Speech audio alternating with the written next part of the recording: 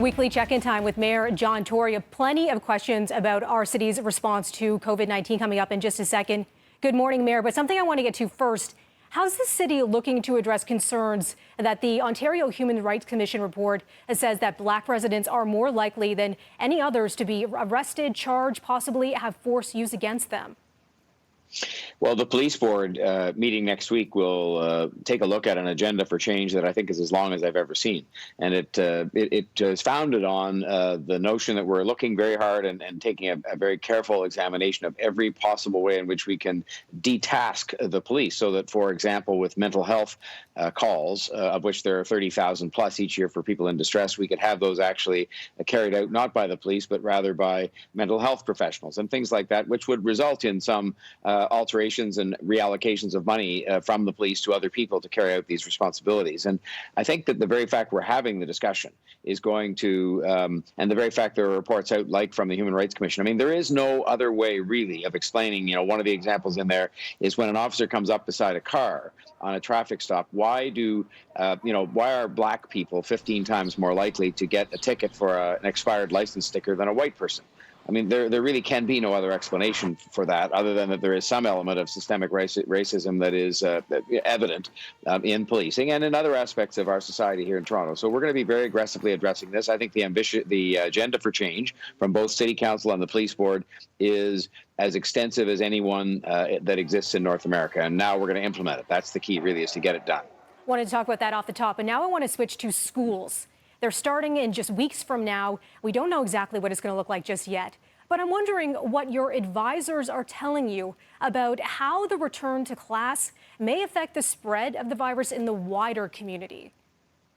Well, I'm not a scientist or a medical doctor. I do rely on the advice of our public health people who've been so great at guiding us through this pandemic, relatively successfully compared to other places. And they say that out of doors, like everybody else, and with young children, you reduce the risk if people are outdoors and if they're younger.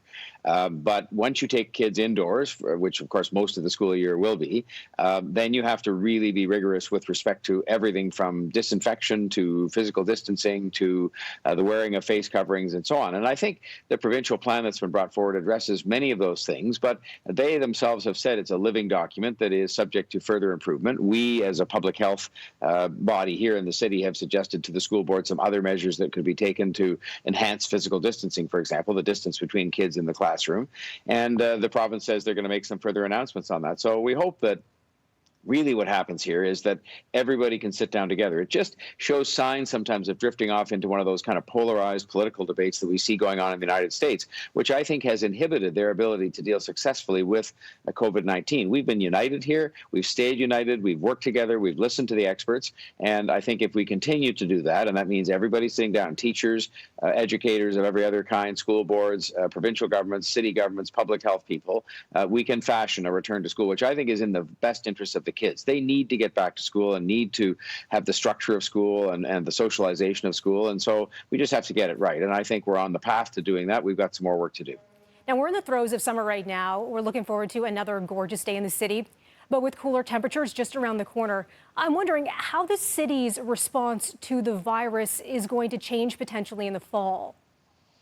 Well, it doesn't change much because what we have to look at is every single thing we do. And in the city's case, it's the provision of services, many of which are, in terms of things that are affected by COVID-19, many of which are, frankly, recreational and the use of our facilities and different things like that. And so we just have to sort of try and COVID-proof them within the context of people being inside more. So it means that the very things we just are opening up now, our fitness centers and our recreation centers, our indoor pools and so on, we're going to have an extra special look at those because they will get much heavier use in the colder months. Obviously, in our housing and homelessness care, there's a great concern with respect to physical distancing, and that puts a strain on the system in the context of having to use enough places that we can keep people a proper distance apart. And so the list goes on. I mean, we've got the continuing challenges of long-term care. The city, it's not responsible for long-term care, but we own 10 of the residences that house some of our most frail seniors. So we have to take a look, as we've been doing, at the lessons that we learned from the somewhat tragic experience we had sometimes in the spring and summer months. So there's just a host of things to look at. And then, of course, there's the big, I'll call it the granddaddy or grandmother of them all, which is the transit system, where, what we're doing there is trying our very best to make sure that stays a safe option for people as it gets more well used. As traffic comes back up on the transit system, it's our responsibility to keep it as safe as we can. Again, the face coverings. People often think that somehow this was brought forward by me and by the council as an ideological thing or something. Far from it. It was brought forward as a strictly practical measure to make sure on places like transit that people could be safe from each other and could be healthy.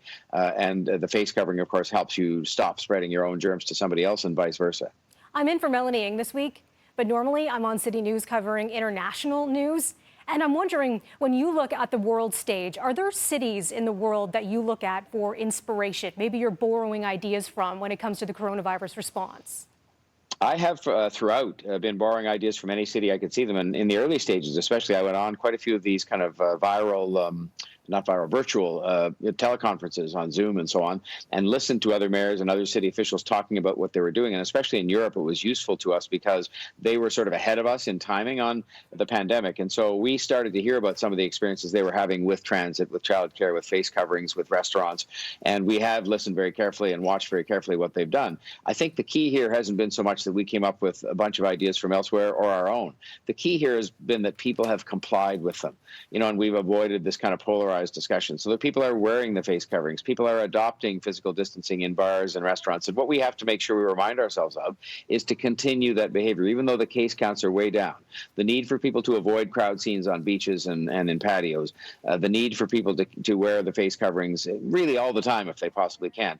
Those things remain of paramount concern to us and will stop the spread of this virus. So it isn't so much that there's been some miracle lesson learned from some other city. It's just straightforward, disciplined, personal behavior combined with the right kinds of rules that will cause us to continue to be successful as the trend lines are all good at the moment. We've got to keep it that way. And just real quick, when you're having these conversations, has anybody picked anything up from Toronto in another city around the world? Have we inspired anyone? Oh, yeah. And we have, and I'll tell you how we have, unless it's the thing that people have taken from what we've done so well is looking after our vulnerable population. Some of the examples we've had of how we've looked after homeless people who tested positive and set up special places for them to self-isolate, some of the food programs we've had to look after the elderly who we asked to isolate themselves from the virus, and so on, have been noticed and picked up by lots of people around the world, and Toronto's been commended for that. And I commend a lot of the volunteers out there, again, BT watchers who have stepped up and helped with the food programs and helped with all these kinds of things. And,